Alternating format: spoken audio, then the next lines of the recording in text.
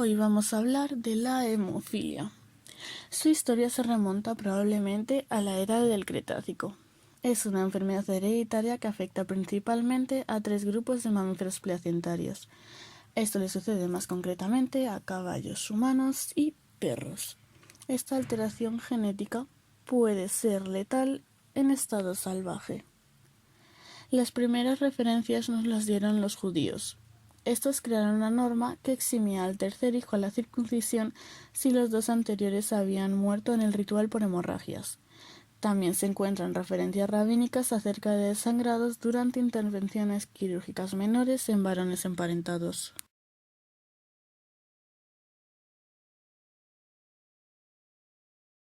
Hacia finales del siglo XVIII aparecen las primeras descripciones ya bien documentadas sobre alteraciones sanguíneas, que con toda probabilidad corresponden con hemofilia. En ellas se habla de familias cuyos varones sufrían hemorragias postraumáticas de manera prolongada y anormal, y que tan solo ellos manifestaban los síntomas. Eran las mujeres asintomáticas las que transmitían la enfermedad a aproximadamente la mitad de sus hijos varones. Estas descripciones comenzaron a definir un síndrome clínico sobre el cual, en el siglo XIX, fue prolífico en literatura médica. El nombre de esta enfermedad viene a significar amor o atracción por la sangre.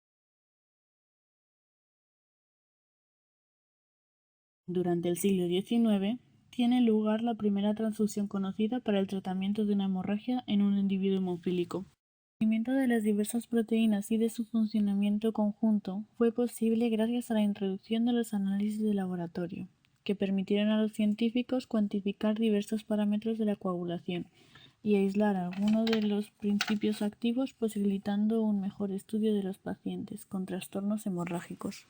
En 1937, Patek y Taylor confirmaron que pequeñas cantidades de una fracción plasmática conocida como globulina eran capaces de corregir la coagulación en pacientes hemofílicos.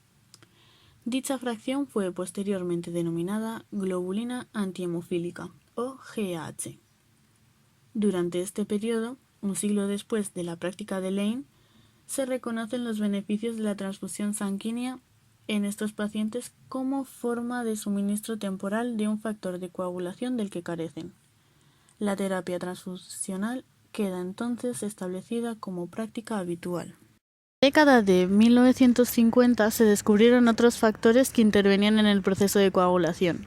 La enfermedad de Christmas, hemofilia B, fue descubierta en 1952 por los grupos Sageler, Biggs, Schulman y Smith, que describieron una coagulopatía clínica y genéticamente similar a la hemofilia A, pero causada por un déficit distinto. El paciente de origen canadiense llamado Christmas carecía de un nuevo factor que fue denominado Christmas A factor. Quedaba así explicado el hasta entonces espinoso problema de por qué la deficiente coagulación sanguínea de algunos hemofílicos se corregía al mezclar su sangre con la de otros hemofílicos. A principios de la década de 1960, la doctora Judith Graham Poll descubrió un proceso de congelar y descongelar plasma para obtener una capa de plasma rica en factores. El crioprecipitado era la mejor forma que se había visto hasta entonces para detener los sangrados. Sin embargo, el mayor avance en el tratamiento de la hemofilia fue el desarrollo de concentrados de factor. El concentrado de factor coagulante es una sustancia que se puede congelar en seco y que es fácil de almacenar, transportar y ser administrada. Con los concentrados de factor, las personas afectadas con hemofilia pueden recibir tratamiento con mayor prontitud que nunca antes. Los concentrados de factor han hecho posible que las personas con hemofilia se administren el tratamiento ellos mismos, lo mismo en sus hogares que en sus trabajos, viviendo así vidas más normales. En 1961, una comisión internacional asignó a todos los factores números romanos, para así evitar la confusión de los nombres que los diversos científicos iban poniéndoles. A la GAH se le denominó factor 8 y al responsable de la hemofilia B, factor 9.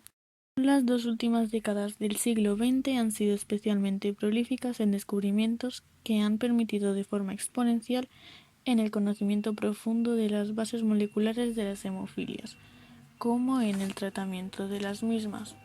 Así, en 1982 fue clonado el gen del factor 9.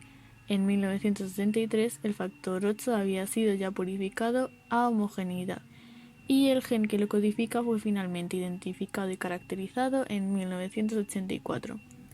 Todo ello hace posible la creación de un nuevo tipo de productos terapéuticos, los llamados factores recombinantes, que a diferencia de los de origen plasmático no presentan riesgos de transmisión viral y suponen una mejora sustancial en el tratamiento de los hemofílicos. Casi de forma simultánea, la descripción de la técnica de la PCR revoluciona el diagnóstico molecular de la hemofilia, repercutiendo de forma muy positiva en su conocimiento y potenciando además los estudios de terapia genética, que hoy en día se encuentran ya plasmados en forma de ensayos clínicos. La hemofilia es causada por una mutación o cambio en uno de los genes que da las instrucciones para producir las proteínas del factor de la coagulación necesarias para formar un coágulo de sangre. Este cambio o mutación puede hacer que las proteínas de coagulación no funcionen correctamente o directamente no estén presentes. Estos genes se localizan en el cromosoma X. Los hombres tienen un cromosoma X y un cromosoma Y, y las mujeres tienen dos cromosomas X. Los hombres heredan el cromosoma X de sus madres y los cromosomas Y de sus padres. Las mujeres heredan un cromosoma X de sus madres y un cromosoma X de sus padres. Una mujer con un cromosoma X afectado es una portadora de hemofilia. A veces una mujer que es portadora puede tener síntomas de hemofilia. Además puede transmitir el cromosoma X afectado por la mutación del gen del factor de coagulación a sus hijos. Los signos más comunes de la hemofilia incluyen hemorragias en las articulaciones. Esto puede causar hinchazón y dolor, o rigidez en ellas. Frecuentemente afecta las rodillas, los codos y los tobillos. Hemorragias debajo de la piel, como moretones, o en los músculos y los tejidos blandos, que provocan una acumulación de sangre en el área, llamada hematoma. Hemorragias en la boca y las encías, y hemorragias difíciles de detener después de que se caiga un diente. Hemorragias después de la circuncisión, que es la cirugía que se le realiza a los bebés varones para quitarles la piel que recubre la punta del pene, llamada prepucio. Hemorragias después de recibir inyecciones como las vacunas. Hemorragias en la cabeza del recién nacido después de un parto difícil. Sangre en la orina o en las heces. Y hemorragias nasales frecuentes y difíciles de detener. La hemofilia se presenta en 1 de cada 5.000 bebés varones. La hemofilia A es casi 4 veces más común que la hemofilia B, y aproximadamente la mitad de las personas afectadas tienen la forma grave de la enfermedad. La hemofilia afecta a las personas de todos los grupos raciales y étnicos. La mejor forma de tratar la hemofilia es mediante la reposición del factor de coagulación que falta, para que así la sangre se pueda coagular adecuadamente. Esto se hace mediante la infusión, por vía intravenosa, de concentrados del factor que se preparan comercialmente. Las personas con hemofilia pueden aprender a hacerse estas infusiones por sí solas para poder detener los episodios hemorrágicos y, al hacerlas de forma regular, pueden hasta prevenir la mayoría de esos episodios.